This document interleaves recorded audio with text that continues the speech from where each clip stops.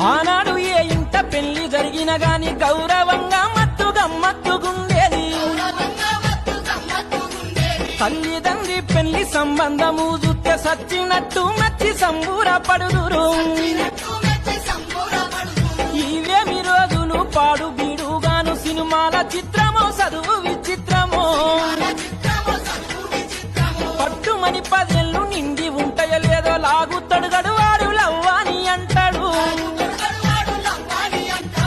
వాయి వరిసే ఉంటే ఆ రోజుల్లో సాటుమాటు సరసమాడేది.